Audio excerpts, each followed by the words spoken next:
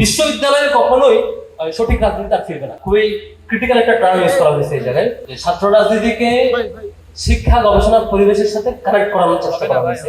যে বিশ্ববিদ্যালয় পরিসরে শিক্ষা এবং গবেষণা পরিবেশ নষ্ট হওয়ার পিছনে রাজনীতি ইটসেলফ একটা বড় কারণ হয়ে দাঁড়াইছে, আবার কখনো কখনো কোথাও কোথাও সহযোগী হয়েছে।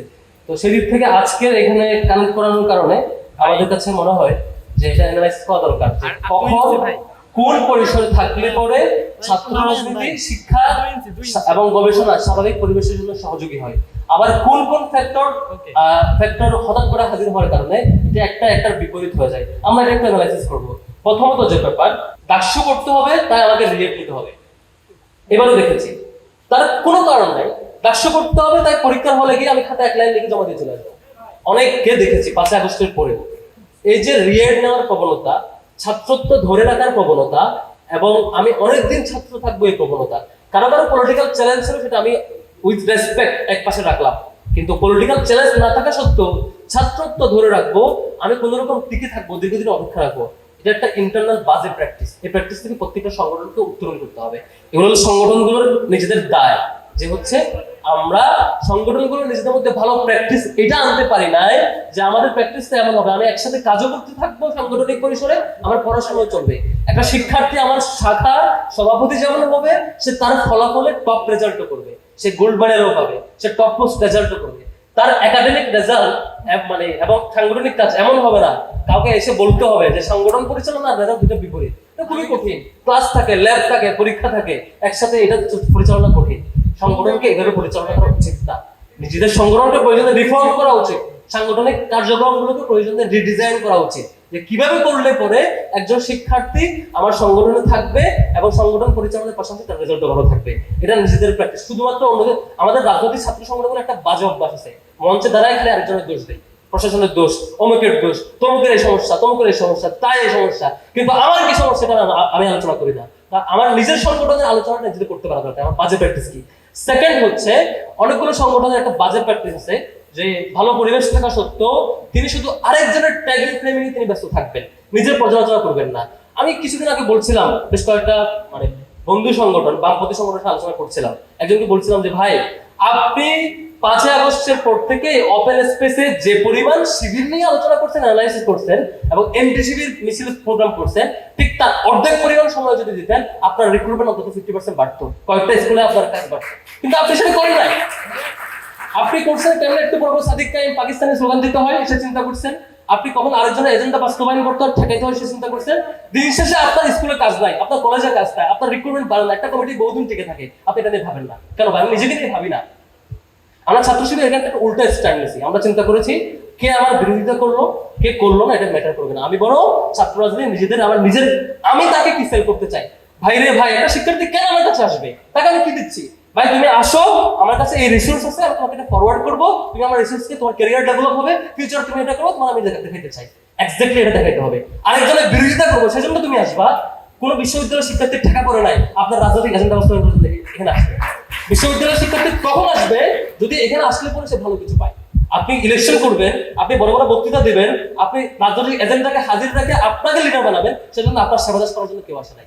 আরেকটা মেজর প্রবলেম, সেটা হচ্ছে রাজনৈতিক দল একটু বড় হওয়ার পরে চিন্তা করি সুপিরিয়র প্ল্যাটফর্মকে কেন সেবা করা যায়। শুধু একটা বিশেষ প্ল্যাটফর্মকে সুপিরিয়র বানানো এবং তাকে ফলো করা, তিনি যা বলবেন তাই হবে, আপনার কর্মীদের মূল্যায়ন থাকবে। এখান থেকে প্রত্যেকটা ছাত্র সংগঠনকে ইন্টারনাল রিফর্ম করা উচিত। না, এটা হবে না। আমার কর্মীরা যারা আসবে তারা এম্পাওয়ার্ড ফিল করবে, তারা যা বলবে তাই হবে, তারা নিজেরা এম্পাওয়ার্ড ফিল করবে। তারা আমার পিছনে ঘুরবে বা আমি তাকে নিয়ে ঘুরবো, আমি নিজে নেতা হওয়ার জন্য এই প্র্যাকটিস থাকবে না, বরং তারা আমাকে কারেকশন দেবে। আমরা ছাত্র শিবির একটা প্র্যাকটিস করি, প্রত্যেকটা প্রোগ্রামের পরে দাঁড়ায় বলি, ভাই আমার বিরুদ্ধে আজকে আপনাদের আমার ব্যাপারে কোনো কনসার্ন আছে কিনা। আমাদের টার্ম হচ্ছে ইহতেসাব, বাংলা বলে পর্যালোচনা। যদি বলি যে আমাদের ব্যাপারে কোনো পর্যালোচনা আছে কিনা, বলেন। সভাপতি নিজে দাঁড়ায়, প্রোগ্রাম শেষে দাঁড়ায় বলে কোনো পর্যালোচনা আছে কিনা। সে নোট নাই, সভাপতির বিরুদ্ধে আজকে উপস্থিত কর্মীরা 20টা অভিযোগ দিচ্ছে, নোট দিয়ে সংশোধন করার চেষ্টা করে। নিজেরা রিফর্ম করি, কাজে লাগবে, নিজেরা রিফর্ম করি।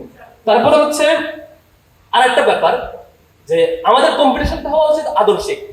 ডেমোক্রেটিক পরিবেশে সব সংগঠন একমত হবে এটা আশা করা উচিত না। ডেমোক্রেটিক পরিবেশে প্রত্যেকটা সংগঠনের আলাদা আলাদা মতামত থাকবে, এটাই সৌন্দর্য। সেজন্য এক এক সংগঠনের সাথে আরেক সংগঠনের দ্বিমত থাকবে, এটা হবে খুবই গঠনমূলক। ট্যাগিং ফ্রেমিং না, আশা মব ক্রিয়েট করে তাকে থামাই দেওয়া না। আসে তাকে এটা করতে পারবে না, প্রোগ্রাম ক্যান্সেল করতে হবে, ওটা তার রাইট নাই, ওখানে ঢুকতে পারবে না, আমরা কয়জন একমত হইলাম, চুক্তি হইলাম, সে রাজনীতি করতে পারবে না। এই জিনিসটা সুন্দর স্ট্র্যাটেজি না।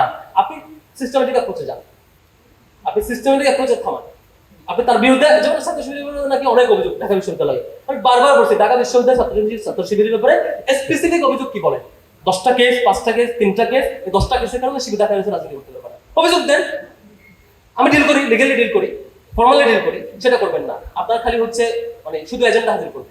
তো আজকে একজন লিডার বলতেছিল যে ছাত্র শিবির নাকি ডাকসুতে কখনো অংশগ্রহণ করে নাই, মিডিয়াতে বলে ফেলতেছে একজন একটা নির্দিষ্ট সংগঠনের লিডার। আমার ওনাকে বলতে ইচ্ছে করছিল যে 1977 এ ছাত্র শিবির গঠিত হওয়ার পর থেকে 77, পরবর্তী 79 বা 80, 82 বা 90 যে কয়টা রাষ্ট্র হতে প্রত্যেকটা ছাত্র শিবিরের প্যানেল ছিল, কিন্তু তিনি হঠাৎ করে একটা মিথ্যা হাজির করলেন মিডিয়ার সামনে। এভাবে মিথ্যা প্যানেল থেকে সরে আসতে হবে। এই তথ্য নির্ভর সঠিক তথ্য করে কম্পিটিশন আসে, তাইলে মানে সঠিক কাজটা হবে। এরপরে আসি ফাইনাল যেটা, সেটা হচ্ছে শিক্ষার্থীদের জন্য একটা ভয়হীন পরিবেশ তৈরি করা, নিরাপদ পরিবেশ তৈরি করা। আপনি খালি আরেকজনকে ট্যাগিং দেন যে অমুক দল এটা করে কেন, কিন্তু আপনি যে আরেকজনকে ভয়ের পরিবেশ তৈরি করেন যে সে শিবির করে কেন, সে বাম করে কেন, সে ছাত্রদল করে কেন, তাকে উল্টা ট্যাগ দেন, তাকে কর্নার করার চেষ্টা করেন।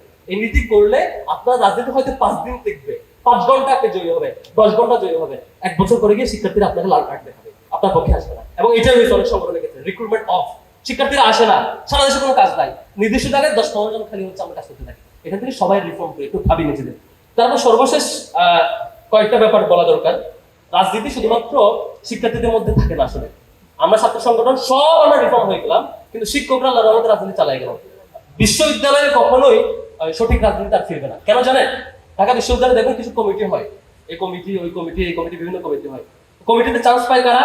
যারা ওই যে নির্দিষ্ট ওই যে অ্যাপয়েন্টেড লোকজনের দল মেনটেন করবে।